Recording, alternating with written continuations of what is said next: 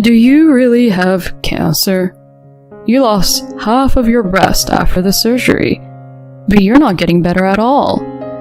You know what they say, sickness starts with the mind.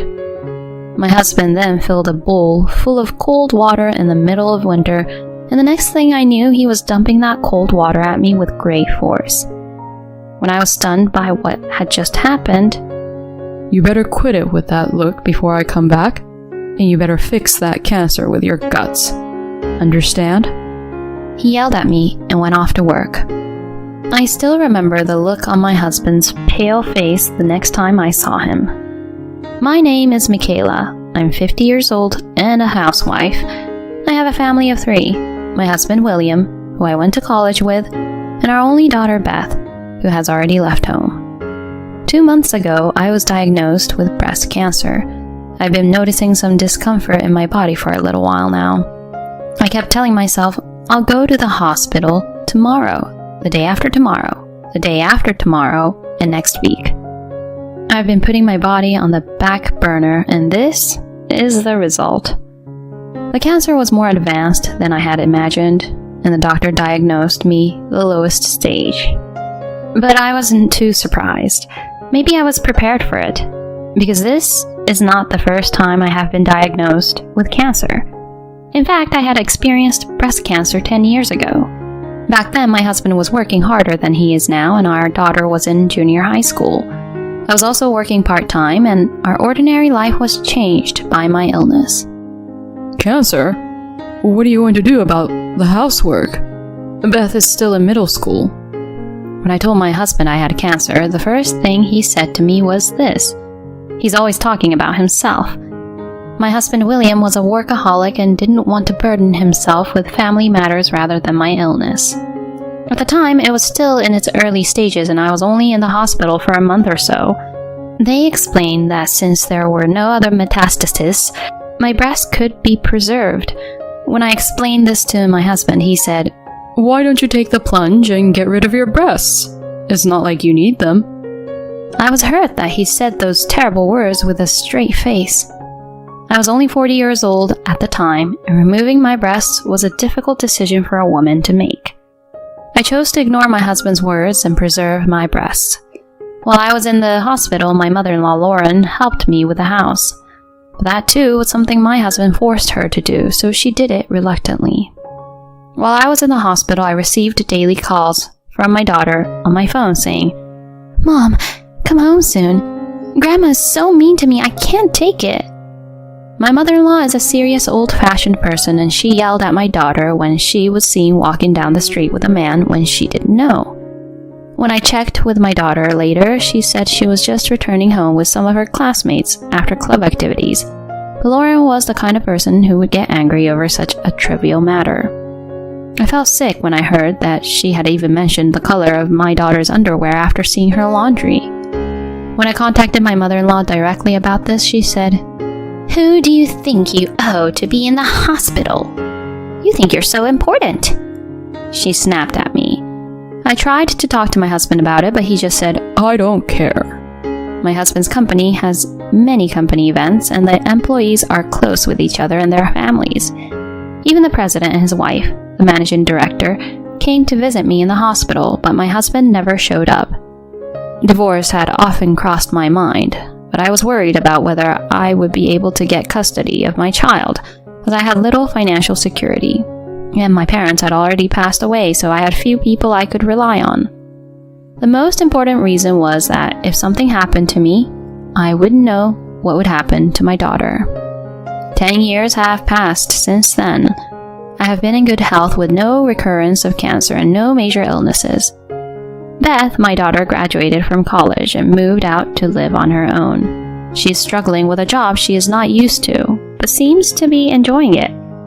A few years ago, I quit my part-time job and became a stay-at-home mom. No, it was more correct to say that I had to quit. My parents-in-law's house was within walking distance from my house. My father-in-law died of illness a few years ago, and I was left to take care of him mostly by myself. My mother-in-law, who had also had a hard time taking care of her parents, forced me to take care of my father-in-law as if it was a matter of course, saying that this was my job. My mother-in-law said she didn't want to take care of my father-in-law and she didn't want to be involved in that kind of work.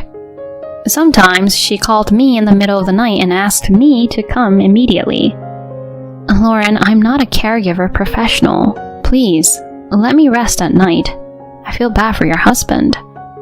I complained to my mother-in-law once like this. Then she brought up an incident in the past when I was in the hospital. Do you not intend to pay me back from back then? She was very sarcastic. My husband had a sister, Heather, who was also very vicious. I am a married woman, so I have nothing to do with that family anymore. So she won't care for her father. But when my father-in-law passed away, she said, I would like to talk about my inheritance with my mother and brother, so Michaela, you have nothing to do with this, so can you please leave the room? How could she say such a thing without hesitation, without a word of thanks to me who had cared for her father for so many years? My father-in-law was a very kind man, and I felt sorry for him and his family. Just as I was getting ready to ask my husband for a divorce, my mother-in-law developed dementia. It was even harder to care for her than caring for my father-in-law. Hey, give me my money back. I was repeatedly accused of things I never did. Of course, my mother-in-law was wrong, and I never stole a penny. My mother-in-law's dementia only got worse and worse, and there was one time I spoke to a neighbor. You know, this is hard to say. It's about your mother-in-law. She came to the wake the other day, but according to her, the money in the envelope she received from my mother-in-law only included $2. I asked my husband to ask my mother-in-law about this, and he said, That can't be true. The people in the house stole it. He wouldn't even listen to him, and my husband, exasperated, yelled at her to do whatever she wanted, and his anger was also directed at me. You quit your job and became a housewife, so you better take care of my mom properly. He yelled at me. This made me so angry that I snapped back. Excuse me? Cut the crap. Do you think I quit my job because I wanted to?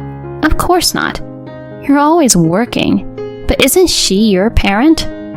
You should be the only one taking care of her. Don't blame me for any of this.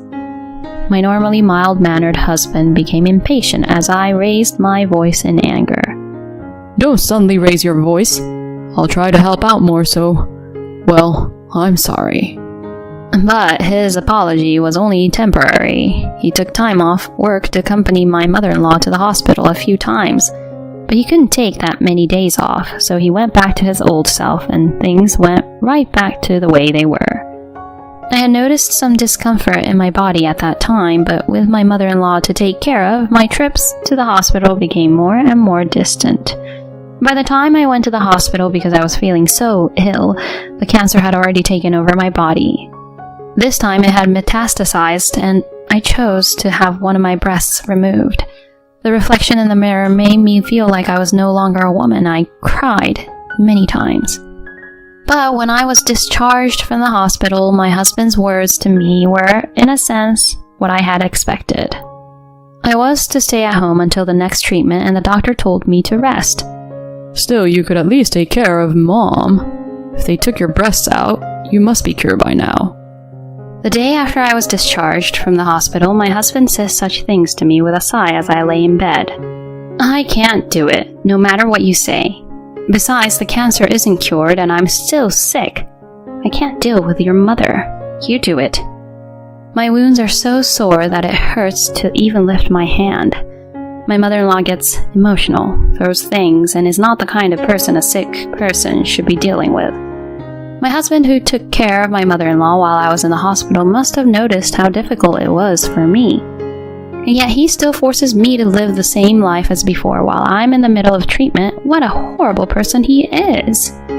Anyway, I'm going to work now, and you can handle the rest. My husband said that and tried to leave the house. Cut the crap! I shouted loudly, and he turned around and approached me. Do you really have cancer? You lost half of your breast after the surgery, but you're not getting better at all. You know what they say, sickness starts with the mind. Then he filled a bowl full of water in the kitchen and dumped it right on me. The coldness of the water and my husband made me shiver. I guess he was under a lot of stress dealing with his mother. You better quit it with that look before I come back. And you better fix that cancer with your guts. Understand? He said that and left for work. Guts? Is he stupid?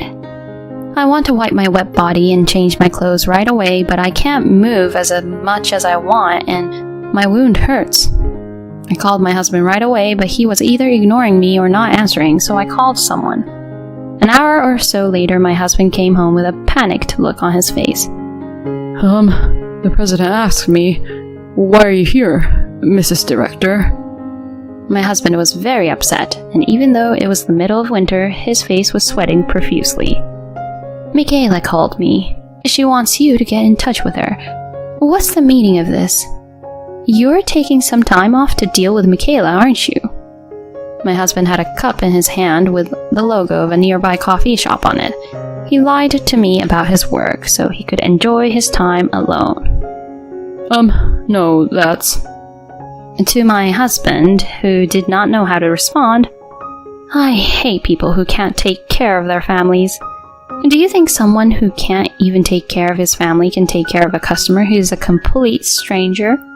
Michaela has been asking me for advice for a long time. We are similar in age and we are very close. My husband looks at me as if he's never heard of such a thing before.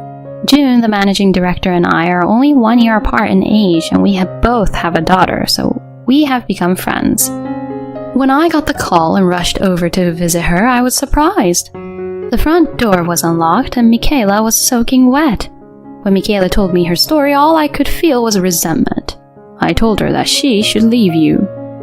I heard my husband's voice so small and muffled that I couldn't hear him, not to mention struggling with the words of the executive director. I almost laughed at the thought that my husband, who is often overbearing to me, is such a weak-willed person at the office. The managing director glared at him and said, Well, I just came to talk to you about work and I'll be on my way. You have about 10 years left until retirement, but we don't have a seniority system. We assign positions based on an employee's personality and enthusiasm for the job, so you won't be getting promotions anytime soon. On the contrary, you may get demoted. You understand what I mean, don't you? My husband's face grew paler and paler as he listened to the executive director's words. In fact, the current president of the company my husband works for is his son-in-law, and the actual management of the company is the daughter of the president of the entire company. Since the managing director is in charge of the company, my husband's career at this company will surely be cut short in the future, according to the managing director. My husband collapsed to his knees. You can decide whether or not you want to stay with the company. June, the managing director, said to me, Michaela, let's have dinner again when you get well. I smiled and told her, of course. When June left our house, my husband said, Why did you call her out of all people? Are you trying to harass me? Huh? Why else would I call her? It's your fault you didn't pick up the phone. My husband looked frustrated, as if he couldn't say anything back to me. Hey, you're good friends with the managing director, aren't you? I want you to talk to the managing director and tell her that this whole thing was a misunderstanding. Without my income, you'd be in trouble too. He looked at me with eyes like he was hanging on for dear life. I just silently looked down at my pathetic husband. I know. Let's leave Mom to my sister. We took care of everything when Dad was still around. Then she should take care of Mom this time. Then you can start a new second life with me. I broke away and laughed. I wanted to tell you something when I got out of the hospital. My husband's eyes lit up at my words. Tell me anything. He replied so happily, and I said to him, Please, divorce me. I looked my husband straight in the eye and said coldly, Did you think I was going to beg you for something? Hearing the word divorce, my husband widened his eyes.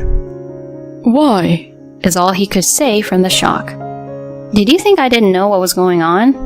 I heard that you called Beth the first day I was admitted to the hospital and tried to get her to take time off work to take care of you and your mother. Don't you dare make fun of me. When I got the call from my daughter, I was gutted. This idiot husband was going to make our daughter take time off of work to take care of his mother. My daughter obeyed my advice to ignore him, and when she didn't respond, my husband gave up and was left to deal with his mother. I had resigned myself to the fact that this was my destiny in life, but I still don't want to live like this.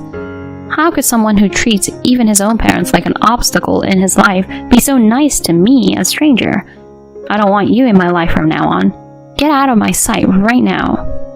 My husband must have been widely irritated by my nonchalant tone. What can you do without me? You are sick and unemployed. My husband yelled at me. Don't worry, I'm here. Out of the corner of my eye, my daughter Beth was standing there. I'm the one who called her. Hey, shouldn't you be at work?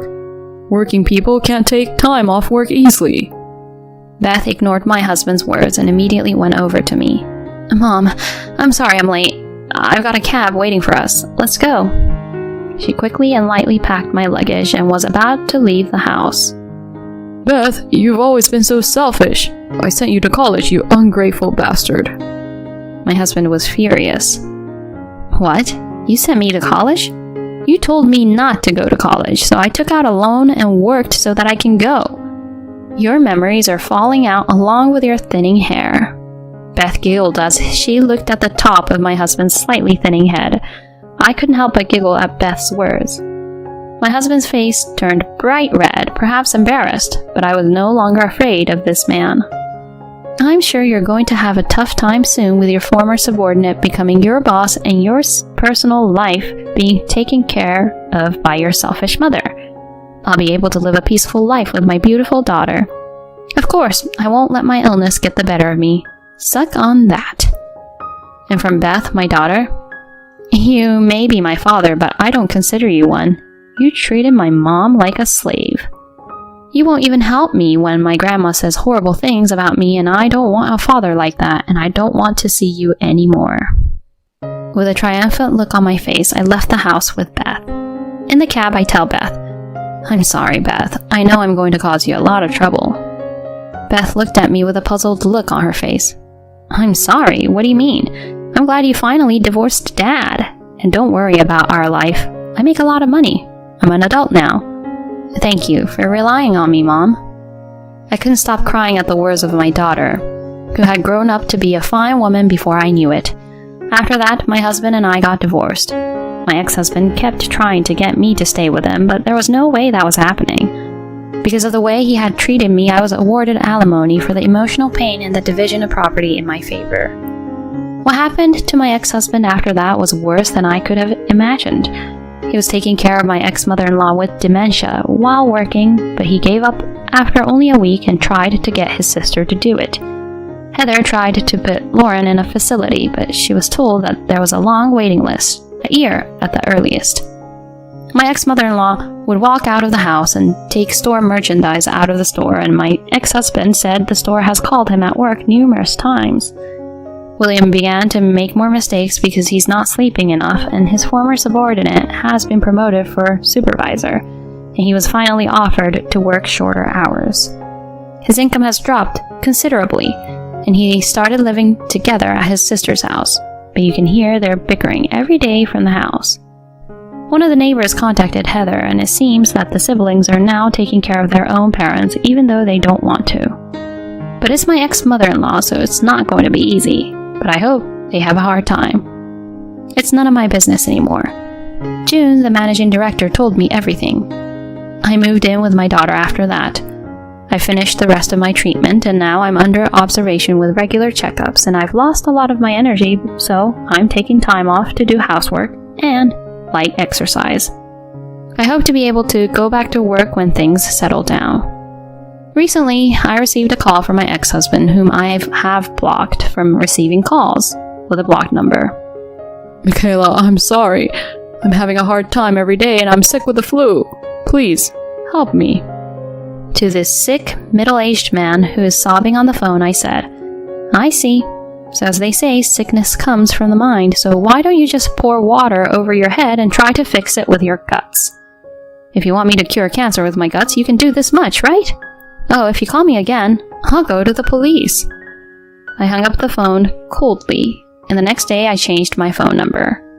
When I was diagnosed with cancer, I thought I would never be able to see the day my daughter gets married, but the other day Beth said a little shyly, "Mom, there is someone I'd like you to meet." Apparently, my dream may be coming true in the near future. So my new dream is to hold my grandchild in my arms. My second life has just begun, and I will not be defeated by illness. With this in mind, I will continue to live strongly, one day at a time.